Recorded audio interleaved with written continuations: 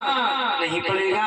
एक एक बार बेटा हम पे और तुम पे सबसे बुढ़ापा आएगा आएगा आएगा। इसलिए बेटा अगर कोई भी ही वृद्धा मूर्ति है, आत्माएं हैं, उनकी कभी मजाक मत बनाना। इसलिए बेटा इन शब्दों को भूल बैठो।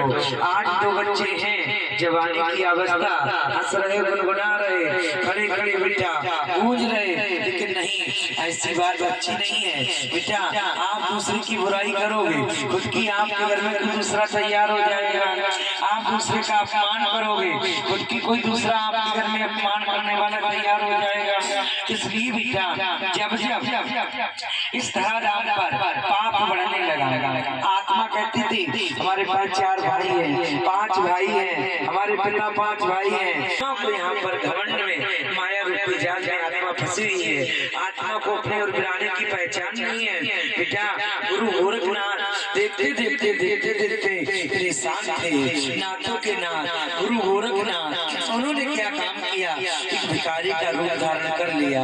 करने के बाद में बेटा जाने के बाद में वहाँ पर कोई ऐसा नहीं मिला, महाराज बैठो, ये आसन ग्रहण करो। उन्होंने कहा अरे भाई भोलेनाथ ने संकेत किया आप ऐसे रात दिन घूमना, लेकिन जब जब कुछ ना कुछ सोचोगे नहीं तब तक कुछ नहीं होगा और इन आत्माओं के कान खुलेंगे नहीं। उनका ठीक है भाई, क्या सोचूं, लेकिन नहीं जाओ।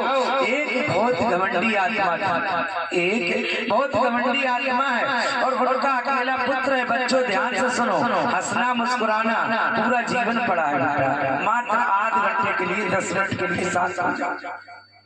इसलिए ही मेरी लाल वहाँ पर एक बड़ी आत्मा क्रोध वाली थी, लेकिन क्या है वो 16 वर्ष का था, तब भी इसको इतना घमंड, यानी हम समान कोई दूसरा नहीं है। कुछ समय बाद धर्मराज के दरवाजे पर उनकी आत्मा खिंचवाई गई, उनके लिए तीसरा नेत्र खोलने के लिए दिखाया गया। वहाँ पर क्या हुआ, माँ, परिवार वाले, घर वाले सभी रो रहे, चीख रहे, लेकिन क्या हुआ वो बेटा थी। वहाँ पर क्या हुआ, वहाँ पर चिता यानी नचाकर वो अपने घर वापस हो गए। उस पुत्र के लिए गुरु गोरखनाथ ने तुरंत निकालकर वहाँ पर जीवित कर लिया। दूसरे गांव में जाकर कुटी में रहने लगे। रहने में धीरे धीरे वो कुटिया में बेटा भी रहने लगा, लेकिन माया रूपी जाल किसी ने बता दिया आपका बेटा जीवित है और वो महाराज जी के पास है। वहाँ पर ठीक है, माँ भी पहुँचने लगी, पिता भी पहुँचने लगा, भाई भी पहुँचने लगा वहाँ पर, इसलिए हमारा पुत्र जीवित है।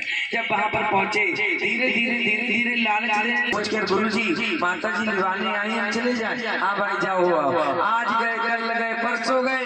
वहाँ पर क्या हुआ, माँ ने बेटा के लिए तोड़ लिया और बेटा से कहा बेटा आपके 2 मकान है, जमीन है, जागीर है, आप जो महात्माओं के चक्कर में क्यों फंसे हो, ये फकीरों के चक्कर में, इनके पास क्या है। तो माँ तो ठीक कहती है। अब धीरे धीरे वो शिष्य क्या काम करता था, सुबह वो उठ जाता था, चाय नाश्ता घर पे करता था, गुरु जी बेचारे झाड़ू पोछे लगा रहे। धीरे धीरे जब खाना बन जाता था फिर से शिष्य आ जाता था और खाना खाकर फिर से माता पिता के पास चला जाता था।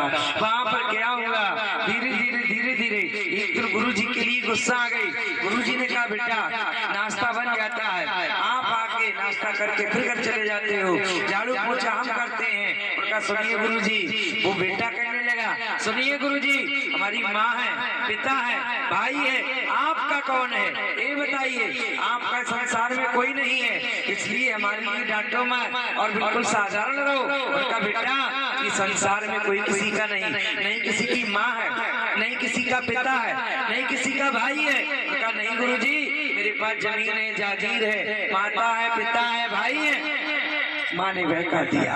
वहाँ पर क्या हुआ, जाओ बेटा, आज अगर आपकी माँ है, पिता है, धर्म के भाई है, आपको पता लग जाएगी, दूध का दूध, पानी का पानी हो जाएगा। जाइए दक्षिण को पैर करके बेड़ा बेड़ा लेट जाइए। क्यों आजकल के नौजवान बच्चे को धर्म को समझ ही नहीं रहे।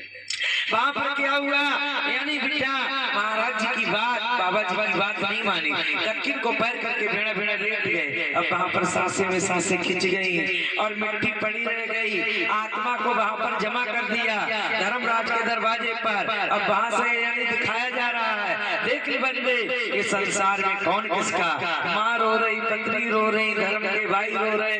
माँ कहती हमारा बेटा बहुत अच्छा मजदूरी करके लाने लगा। वहाँ पर धर्म की पत्नी कहने लगी हमारा बेटा बहुत अच्छा मजदूरी करके यानी वहाँ पर यानी पूरे घर का पालन पोषण कर रहा। वहाँ पर क्या हुआ, रोने और चीखने लगे। चीखने के बाद में घर परिवार के लोगों ने कहा आज दूसरा दिवस है, इस मुर्दे में महक आने लगेगी, इसका दाह संस्कार करो, जल्दी जल्दी इंतजाम करो। दाह संस्कार की अर्थी सजाई, रिश्तेदार मेहमान आए, बेटा को वहाँ से दिखाया जा रहा है, हमें तुम्हें सबको दिखाया जाएगा। वहाँ पर ध्यान बना रहेगा, इन शब्दों को याद रखना, आप याद करेंगे। कोई फकीर इस गांव में आया जो गुलाम खीरा यहाँ पर आया, लेकिन गुलाब खीरा नहीं है, गुलाब खीरा है, गुलाम खीरा नहीं। वहाँ पर क्या हुआ, धीरे धीरे धीरे धीरे जब रिश्तेदार और सभी लोग लेके गेट से बाहर होने को हुए, एकदम गोरखनाथ ने अपनी लीला दिखा दी। वहाँ पर जैसे ही गेट से बाहर होने को हुए, सुनसान होने के लिए मुर्दा के लिए अर्थी के लिए उठाया, एकदम हाथ और पैर फैल गए। जब हाथ और पैर फैल गए बेटा, हाथ पैर फैलने के बाद में एकदम घर परिवार के कहने लगे ये मुर्दा बड़ा हो गया, कैसे निकलेगा, लाश बड़ी हो गई। उनका ठीक है, दिमाग दौड़ाया, ऐसा करो ये तो मुर्दा है, जलाकर राख कर दिया जाएगा। लेकिन घर परिवार के लोगों ने सोचा अरे भाई ये दीवार को तोड़ दो। रिश्तेदार मेहमानों ने कहा बड़ा गेट बना दो, दीवार को तोड़ दो, बड़ा गेट बना दो, लाश भी निकल जाएगी और गेट दोबारा फिर से बन जाएगा। सगी माँ के वजह से खड़ी हो गई, भैया ये दीवार छोटे छोटे बच्चे इसके दीवार को बनवा नहीं सकते हैं, किसी प्रकार से ऐसी निकाल लो, लेकिन दरवाजे को मत तोड़ो। वहाँ पर धर्म की पत्नी बेटा की अगले से आके खड़ी हो गई, अरे भाई ये रिश्तेदार मेहमान लोगों, मेरे छोटे छोटे बच्चे हैं, ये दीवार को बनवा नहीं सकते हैं, ये गेट मत तोड़ना, ऐसे ही मुर्दा को निकालें। उनका इस मुर्दा को निकल ही नहीं रहा, आप धर्म की हैं तो आप ही निकाल दें, लेकिन नहीं हम दरवाजा तोड़ने नहीं देंगे। बहुत से बच्चे मर जाते हैं ना, तो वो नाक में फूल पहरे हो, सोने के कुंडल हो, तो मुर्दा की तरफ बाद में देखेंगे, पहले कुंडल नोच लेंगे, नोच के रख लेंगे। अगर दो बहू है तो एक बहू दूसरा नोच रही, एक दूसरा नोच रही, मुर्दा की तरफ कम देखा जाता है। इसी तरह से क्या हुआ, धीरे धीरे धीरे धीरे वहाँ पर बेटा बड़े सोचने समझने की बात, धर्म की पत्नी दीवार के खाते, एक गेट के खाते रिश्तेदार मेहमान लोग सब मुर्दा को छोड़ के भाग गए, लेकिन ले तू मुर्दा को ही शमशान भूमि में ले जा। यानी धर्म की पत्नी ने क्या काम किया, माँ ने इधर उधर देखा, धर्म की पत्नी घर से फरसा लाई और सोची बेटा यानी के हाथ और पैर काट कर छोटी सी लाश बना दे, ये तो जलाकर राख कर दिए ही जाएंगे। वहाँ पर क्या हुआ, जैसे ही एकदम फरसा उबाया, एकदम रस्सियां कतर गई और कतरने के बाद में हाथ पैर सीधे हो गए, गुरु गोरखनाथ की कृपा हो गई। होने के बाद में एकदम वो लड़का उठकर खड़ा हो गया, खड़ा होने के बाद में वहां से आत्मा प्रवेश कर दी गई। करने के बाद में वो लड़का कहने लगा, यानी कहने लगा हे माँ, हे प्रभु, हे गुरु महाराज, आप सत्य कहते हो, ये संसार में कोई किसी का नहीं है, इसलिए बेटा मनुष्य अकेले ही आया है, मनुष्य अकेले ही जाएगा, नहीं कुछ लेके आए हो, नहीं कुछ लेके जाओगे, खाली हाथ आए हो, खाली हाथ जाओगे।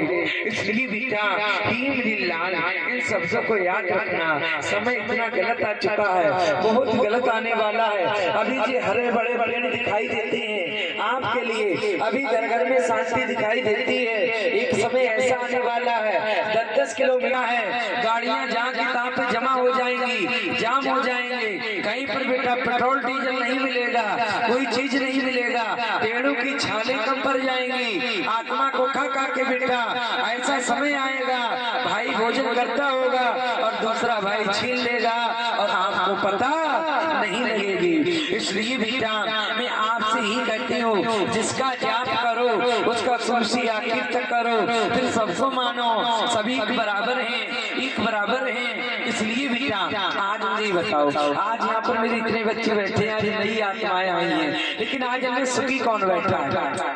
आज हम अपनी जगह पर परेशान है, कोई मन से दुखी है, कोई धन से दुखी है, कोई तन से दुखी है, गांठ कैंसर से दुखी है, गांठ कैंसर से दुखी है, भूत बाधाओं से दुखी है, भूत बाधाओं से दुखी है, पराय सुख से दुखी है, पराय सुख से दुखी है, तो भूत बाधाओं से दुखी है, भूत बाधा से दुखी है तो खुद भी अपने दुख से